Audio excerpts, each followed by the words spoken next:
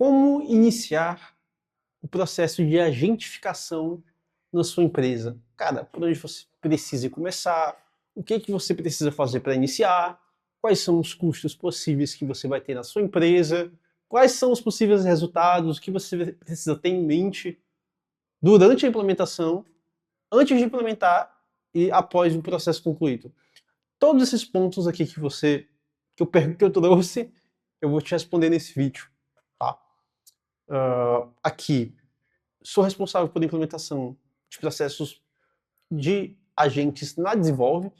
Então, além dos processos internos que a gente tem uma empresa que é totalmente automatizada, a gente também já fez esse mesmo processo com esse mesmo guia que eu vou falar aqui nesse vídeo para os nossos clientes, certo? Primeiro passo que você precisa entender antes de começar esse processo. Processo antes de tecnologia. Se hoje na sua empresa você quer, por exemplo, automatizar as tasks do meu gerente de projetos. Se você não tem esse processo definido, se você não faz essa coleta hoje, você não faz ideia da padronização desse processo, cara, esqueça a tecnologia. Por quê? Antes de concluir isso, tá? Por quê? Porque você vai tentar automatizar algo que você não tem um processo definido e um padrão para que essa IA possa seguir para coletar as informações para gerar o output em relação àquilo que ela for buscar. Então você vai estar impulsionando uma bagunça. Você vai iniciar essa construção desse agente, esse agente vai ficar muito confuso e delirando em relação àquilo que ele precisa fazer, porque é algo que você não tem certeza, você nunca testou, então você vai construir esse agente para essa área específica. Você vai ter que estar ajustando, fazendo várias manutenções nele o tempo inteiro, porque você não tem a clareza de processo. Você vai conseguir, em determinado momento, depois de vários ajustes, automatizar essa tarefa, automatizar essa área da empresa? Você vai conseguir. Mas você, depois de gastar uma porrada de tokens e de um tempo muito maior daquilo que você poderia construir se você já tivesse esse processo bem definido. Então, sempre antes de começar, cara, esse processo na minha empresa, ele está bem definido? Eu já tenho esse processo claro? Eu já tenho clareza das objetividades, do padrão, das informações que vão vir para o meu gestor de projetos, por exemplo? Por que isso é importante? Aí ela trabalha de duas formas. Informações e dados objetivos, informações e dados subjetivos. As informações objetivas, exemplo, na reunião eu preciso saber quem é o nome das pessoas participantes. Cara, isso é bem objetivo. Sempre vai ter o nome das pessoas na reunião, ela sempre vai coletar o nome das pessoas na reunião. Informação subjetiva. Eu preciso entender qual que é o perfil desse cliente. Falando da metodologia DISC. Ah, é um cara dominante? É um cara mais analítico? É um cara mais planejador? Cara, isso é uma baita informação subjetiva. Então, que padrões a gente precisa concluir para fazer com que ela identifique isso corretamente? Além de que, ela vai acabar delirando, passando a informação que ela não sabe. Então, isso tem infinitas variáveis. Então, é algo que você ainda precisa ter muito bem o processo definido. Beleza, Lucas, aqui o meu processo está muito bem definido. Eu tenho clareza do que eu preciso ter de resultado, eu tenho clareza quais são as formações dos dados, o que segue em cada momento, em qual momento a IA vai entrar, em qual momento ela vai sair. Eu vou iniciar de trás para frente, assim que eu tiver isso claro. Como assim? Cara, eu preciso primeiro entender qual que é o resultado que eu preciso alcançar com essa IA. Eu tendo em mente qual é o resultado que eu preciso alcançar com essa IA, eu vou ter mais clareza de por onde eu vou começar, né? Parece meio lógico, mas eu tenho um resultado, meu resultado é diminuir o tempo de resposta de contato com o cliente. Então, eu preciso melhorar ali a questão do meu CS. Então, eu preciso diminuir o tempo de resposta que o cliente está ali no WhatsApp. Beleza, é o meu objetivo principal, é o meu resultado que eu quero alcançar. Após isso, o que eu preciso identificar após o resultado? Entender se esse fluxo está bem documentado. Então, entendi o resultado, o fluxo está bem documentado em relação a qual é o fluxo manual hoje. Como que isso acontece manualmente hoje? Então, o cliente ele pede uma demanda no WhatsApp, no grupo do WhatsApp, o gestor do projeto ele demora muito para identificar e acaba que ele atrasa e aí depois ele precisa mandar uma mensagem. Então, qual que é o meu processo? Vai para o terceiro ponto. Cara, eu preciso definir agora qual que é o meu escopo. Eu já tenho o processo documentado, eu já sei ali como é que funciona hoje, esse é meu resultado que eu quero alcançar. Então, após isso, eu vou identificar qual é o meu escopo. Ou seja, escopo e limitações. Até que ponto o agente ele vai exercer essa função? Qual que é o limite dele? Até que ponto ele pode ir? O que ele precisa fazer? E quando ele precisa parar?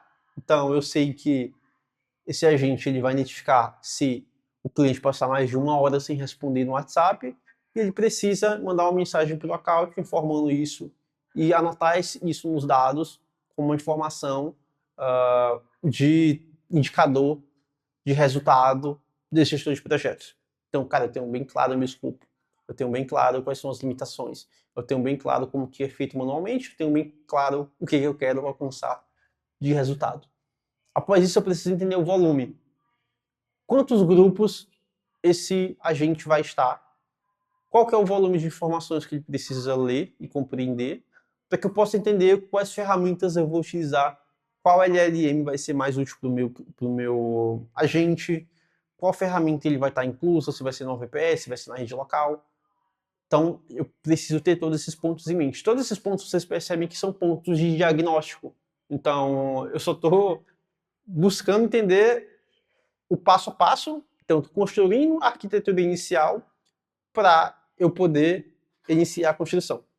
Então é muito importante eu passar bastante tempo entendendo o processo a fundo, o que eu quero processualizar, o que eu quero objetificar, o que eu preciso padronizar, para que eu possa iniciar esse projeto com o mínimo de refação, com o mínimo de custo possível, certo?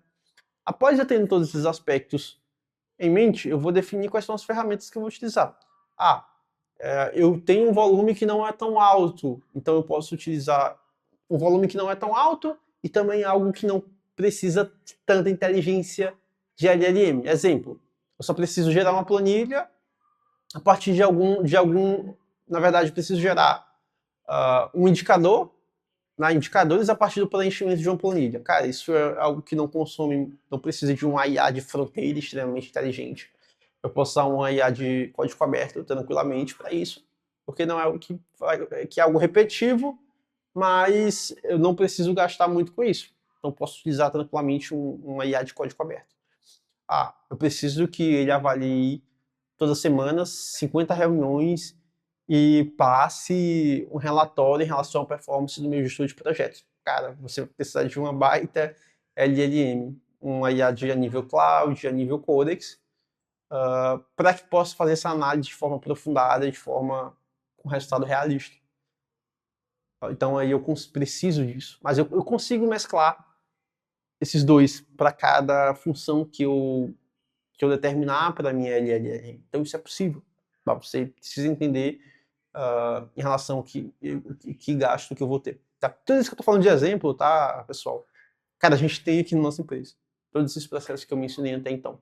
Tá. Então, definir quais são as ferramentas, definir qual é LLM. Geralmente são poucos custos, tá? Você precisa geralmente de escolher um LLM, ou você pode pagar por assinatura, que geralmente faz mais em conta em relação ao Codex, GPT e Cloud, ou uma IA de API código aberto, que também, dependendo do que você for executar, vale muito a pena. E eu vou precisar de... Geralmente eu recomendo você utilizar a IA principalmente via VPS. Tá. Não recomendo o uso inicialmente de rede local, porque é algo mais complexo, algo que você vai ter um custo inicial maior, a não ser que você tenha uma operação muito grande. Então, geralmente, o gasto é mínimo. Eu tenho uma LLM e eu tenho um local que esse agente vai rodar. Geralmente uma VPS. Próximo ponto. Por onde eu vou começar esse processo? Por onde eu vou começar a automatizar? Por onde eu recomendo, tá? Eu recomendo você iniciar pelas tarefas dos sócios. Então, eu automatizei as tarefas dos sócios, eu vou para diretoria. Depois da diretoria, eu vou para a parte mais tática, a operação. Então, eu vou descendo as automações que eu faço. Por quê? Porque geralmente eu vou ter um impacto maior.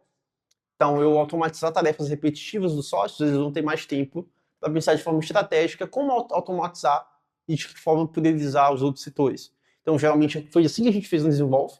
A gente começou automatizando as tarefas dos sócios e depois a gente foi liberando o acesso, trazendo mais agentes para os demais cargos, diretores, analistas e técnicos.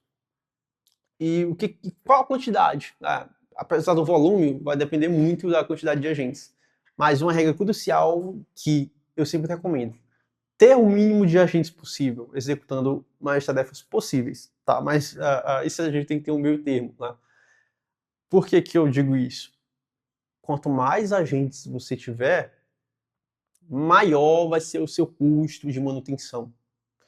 Então, não adianta você tentar automatizar um setor ou uma empresa se você passa muito tempo, um tempo maior em manutenção do que criando um novo processo ou aprimorando a manutenção, ou aprimorando uma automação em si. Uh, e a própria automação se autogerenciando. Se você precisa ir muito lá na automação, toda ela vai quebrar, toda hora você vai precisar de manutenção e você vai precisar contratar mais pessoas para fazer manutenção e acaba que sai um custo pelo outro. Por ter muitos agentes, você conseguiu liberar uma certa área da empresa, mas você está precisando contratar mais pessoas para fazer manutenção nos agentes. Então é algo que não faz sentido. Então é algo que você precisa entender esse diagnóstico muito bem para que você possa concluir isso. Tá? Após esses pontos, eu vou testar o primeiro protótipo funcional desse agente. Então, é muito comum, eu gosto sempre de trazer que, geralmente, para os primeiros 15 dias ao mês, vai ter muita coisa de aprimoramento nesse agente. Por quê? Porque possivelmente esse processo teve exceções que a gente não visualizou, tá? Ou vai ter formas que são mais efetivas, que funcionam melhor na equipe, de executar esse agente ou de trazer inputs para ele e de que forma seria o melhor output do resultado dele. Então isso é muito comum acontecer. Então 15 a 30 dias geralmente é um momento de adaptação, teste, coisas que a gente precisa fazer mudança. Então após mais um mês a gente tem, cara, a versão definitiva desse agente. Ele sendo utilizado de fato, ele sendo organizado de fato dentro da empresa. Então esse já é um primeiro passo, tá? De o que você precisa para decidir. Você tem essas coisas que eu falei em mente? Então, possivelmente, é o momento ideal para você começar a automatizar a sua empresa. Você não tem ainda? Cara, você precisa fazer isso quanto antes. Porque, até como eu falei no vídeo anterior, cara, isso que eu tô falando, ter a IA na empresa não é um diferencial. Mas você já consegue não estar para trás, tá? É algo que vai te ajudar bastante no teu negócio. Se você tiver alguma dúvida, algo do tipo, de como fazer essa implementação, entender mais como que a gente implementa na nossa empresa e nos nossos clientes, você pode se inscrever aqui, que eu vou trazer mais sobre assuntos sobre relacionado a isso, tá? Comentar algo aqui ou me chamar pelo e-mail. Fechou?